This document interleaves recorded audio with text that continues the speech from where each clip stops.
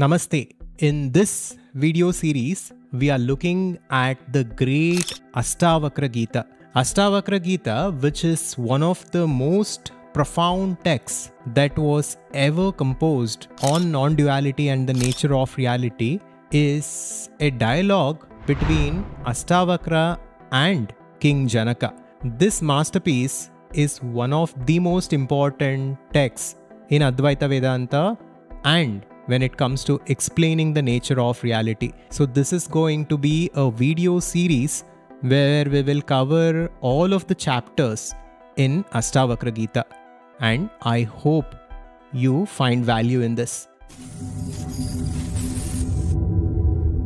So this is video 1 in the video series on Ashtavakra Gita.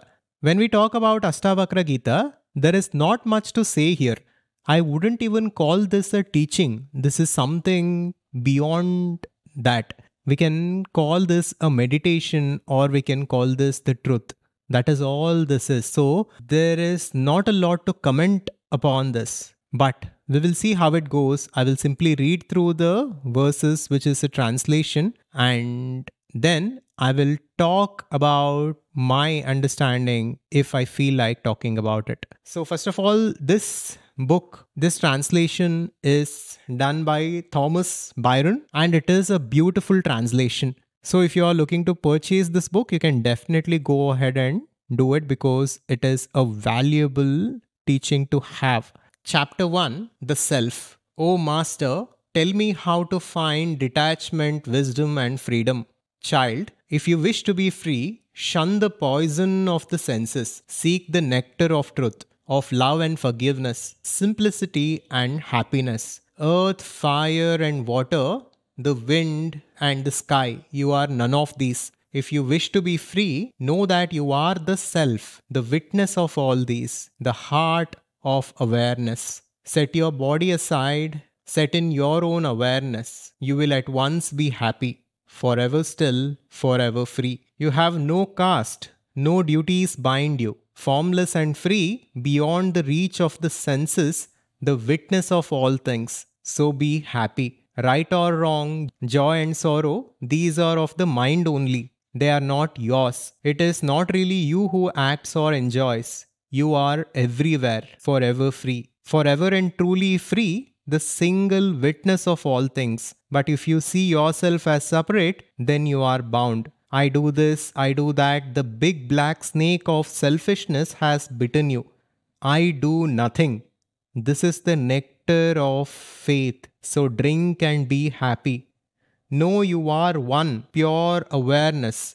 With the fire of this conviction, burn down the forest of ignorance. Free yourself from sorrow and be happy. Be happy, for you are joy, unbounded joy. You are awareness itself. Just as a coil of rope is mistaken for a snake, so you are mistaken for the world. If you think you are free, you are free. If you think you are bound, you are bound. For the saying is true, you are what you think. This is beautiful. If you think you are free, you are free. If you think you are bound, you are bound. For the saying is true, you are what you think. The self looks like the world, but this is just an illusion. The self is everywhere. One, still, free, perfect. The witness of all things. Awareness without action, clinging or desire. Meditate on the self. One without two. Exalted awareness. Give up the illusion of the separate self. Give up the feeling within or without that you are this or that. My child, because you think you are the body, for a long time you have been bound. Know you are pure awareness. With this knowledge as your sword, cut through the chains and be happy. For you are already free, without action or flaw, luminous and bright. You are bound only by the habit of meditation. Your nature is pure awareness. You are flowing in all things, and all things are flowing in you. But beware the narrowness of the mind. You are always the same, unfathomable awareness, limitless and free, serene and unperturbed. Desire only your own awareness. Whatever takes form is false. Only the formless endures. When you understand the truth of this teaching, you will not be born again. For God is infinite, within the body and without, like a mirror and the image in a mirror. As the air is everywhere, flowing around a pot and filling it, so God is everywhere, filling all things and flowing through them forever. So, this was chapter 1, and it is very direct, it is very simple, and there is nothing to be said. Here, Ashtavakra doesn't give any foundation, he doesn't give any frameworks and definitions before he starts his teaching. He's already assuming that the student is well versed with the concepts of Vedanta and the student already understands the basic frameworks of Vedanta. So, Ashtavakra Gita is not recommended for a complete beginner. This is more like a meditation to be in our own being. In the very first chapter itself, Ashtavakra covers everything about everything. Why we are bound, how to be free, and what are the mistakes that we make as individuals because of which we suffer and we get entangled in this world. So, our life is in our hands. Our destiny is in our hands. If we think we are bound, we are bound. If we think we are free, we are free.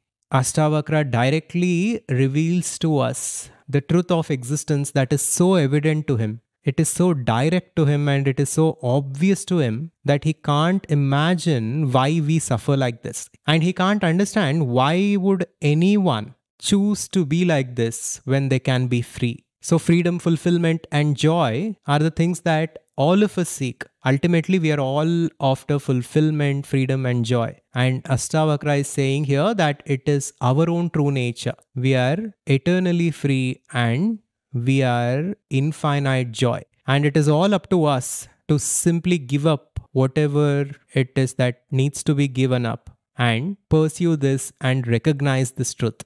With this, let us get into the second chapter. Chapter 2, Awareness. Yesterday, I lived bewildered in illusion, but now I am awake, flawless and serene, beyond the world. From my light, the body and the world arise. So all things are mine or nothing is. Now I have given up the body and the world. I have a special gift. I see the infinite self. As a wave seething and foaming is only water, so all creation streaming out of the self is only the self. Consider a piece of cloth. It is only threads. So all creation, when you look closely, is only the self. Like the sugar in the juice of the sugarcane, I am the sweetness in everything I have made. When the self is unknown, the world arises, not when it is known. But you mistake the rope for the snake. When you see the rope, the snake vanishes. My nature is light, nothing but light. When the world arises, I alone am shining. When the world arises in me, it is just an illusion, water shimmering in the sun, a vein of silver in mother of pearl, a serpent in a strand of rope. From me the world streams out, and in me it dissolves. As a bracelet melts into gold, a pot crumbles into clay, a wave subsides into water. I adore myself, how wonderful I am, I can never die. The whole world may perish from Brahma to a blade of grass, but I am still here. Indeed, how wonderful I adore myself. For I have taken form, but I am still one, neither coming nor going, yet I am still everywhere. How wonderful and how great my powers, for I am without form, yet till the end of time I uphold the universe. Wonderful, for nothing is mine, yet it is all mine. Whatever is thought or spoken, I am not the knower, nor the known, nor the knowing. These three are not real. They only seem to be when I am not known, for I am flawless. Two from one, this is the root of suffering. Only perceive that I am one without two. Pure awareness, pure joy, and all the world is false. There is no other remedy. Through ignorance, I once imagined I was bound, but I am pure awareness. I live beyond all distinctions in unbroken meditation. Indeed, I am neither bound nor free, an end to illusion. It is all groundless. For the whole of creation, though it rests in me, is without foundation. The body is nothing, the world is nothing. When you understand this fully, how can they be invented? For the self is pure awareness, nothing less. The body is false, and so are its fears. Heaven and hell, freedom and bondage. It is all invention. What can they matter to me? I am awareness itself. I see only one, many men, one wilderness. Then to what may I cling? I am not the body, nor the body is mine. I am not separate, I am awareness itself, bound only by my thirst for life. I am the infinite ocean. When thoughts spring up, the wind freshens, and like waves, 1,000 worlds arise. But when the wind falls, the trader sinks with his ship.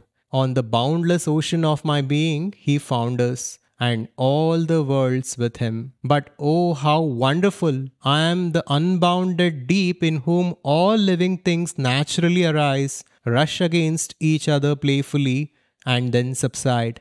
So Ashtavakra is full of contradictions here. At many places, what he is saying seems to be a contradiction.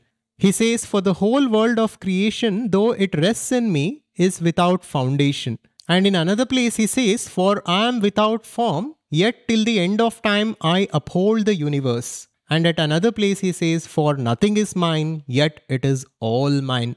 So when we look at this intellectually and when we start thinking about it, some verses will not make sense because this is all beyond logic. This is the truth of existence. This is beyond mind. So Ashtavakra Gita needs to be looked at once we have the foundational understanding of Vedanta. But again, in this profound chapter, that is chapter 2, Ashtavakra is talking about the nature of reality. King Janaka is talking about his realization and his understanding of reality. And all of these verses need to be meditated upon. They need to be contemplated upon. He's simply stating facts here. He's stating the highest truths in the most direct way possible. He is not holding back. He is not using any filters. He is not trying to distill the teachings for us. He is giving the truth as it is. This is the power of Ashtavakra Gita.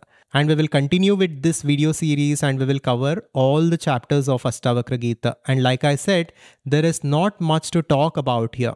You just need to listen to it and soak this in. And if you can, buy this book and read it yourself. And if you want to know more about the Adhvaitha Conscious Society, which is our private community and learning platform, where we go deeper into Vedanta, nature of reality and conscious creation, then check out this small video that we had made on conscious creation and ACS. The link is on the description. And next you can check out the story on karma. This is an interesting story of a young boy named Arjun and his life. And through this story, we can understand everything about karma and destiny. So check out this video next and I will see you in the next one. Subscribe to Adhvaitha to wake up. Shivoham.